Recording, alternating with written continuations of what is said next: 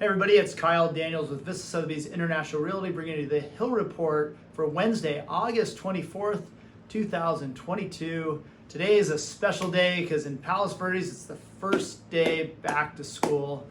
And of course it's about 80 something degrees outside, the nicest day of the summer, and it's kind of like a trick because the kids go back to school and then the weather gets nice. So bring back school starting after Labor Day is my vote. There you go, if anyone's paying attention.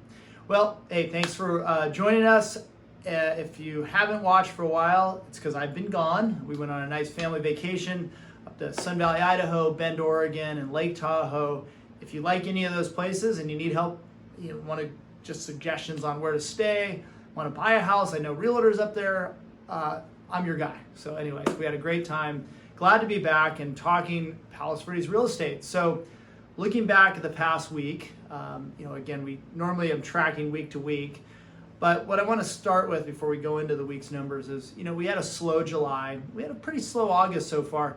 And the reality is with interest rates, inflation, turmoil kind of in the markets in general, although we had some nice stock market runs there for a little bit, a lot of people took vacations this year. So we're seeing normal cycles return to the market after 2 years of the pandemic and things being a little out of whack. It's not surprising that we had a slower summer because we were bonkers for 2 years. I mean, it was just bananas, and here we are.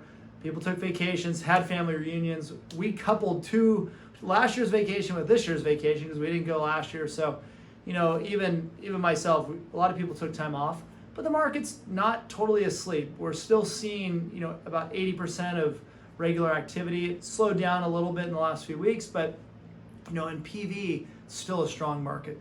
The past week kind of tells us that. So looking at closed sales, we had 22 closed sales. That's reflecting activity back in July. So that's pretty strong. We're still seeing the average, just right around that asking price.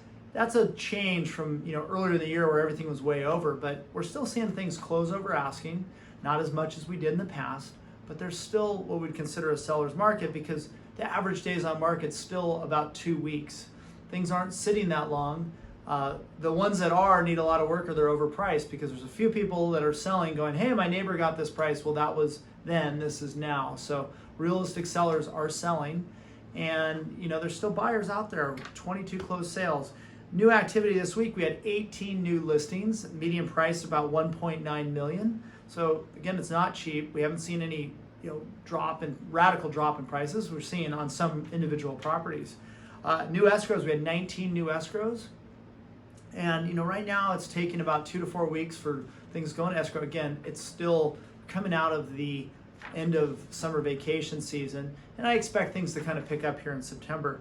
As far as price changes, we saw 10 price drops, which is a good chunk for that inventory. But again, to be expected for people that are serious sellers, you need to adjust your price to stay where the market is. Most of those are coming after 40 days on the market.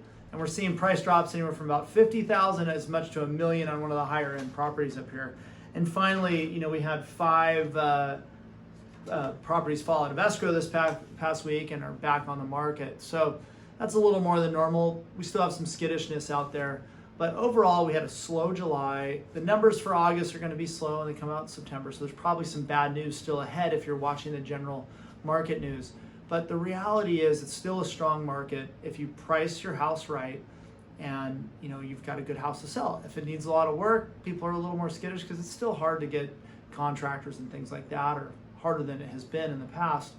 And finally, if you're a buyer, I was telling a client earlier today, there's a 2-week rule that I came up with. I don't know how accurate it is, but if you're looking at things and in the first week and it sells right away and you're not the strongest buyer, it's going to be hard. But if you give it 2 weeks or even after the first week, take a hard look at these properties, because I do think if you're a serious seller, you can't afford to wait and see what's going to happen because you have to be on top of it.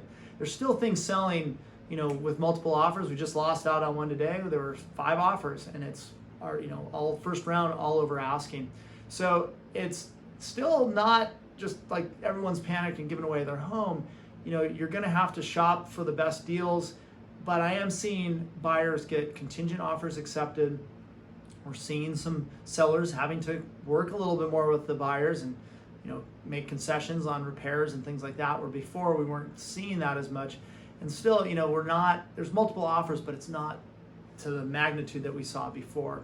So buyers, don't give up hope. I know rates are up a little bit higher. Look at some of the interest rate adjustable rate mortgages, and have some patience. If the house is sitting there for a little bit, don't be afraid to throw your hat in the ring and see if you get an accepted offer. So there you go, 2-week rule. If you're a buyer and you're looking for some deals, look at those properties that have been sitting there for a little bit. We're seeing some good deals still go out in the market right now. So that's it for this week. I normally will be coming back to you on Tuesday. I just got a little busy yesterday, but today's Wednesday, so wanted to at least get you caught up. And on Friday, we'll have the full South Bay report for you. So tune back in.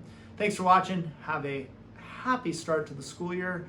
And if you have any questions, please reach out. I'm always happy to help. Thanks. Bye.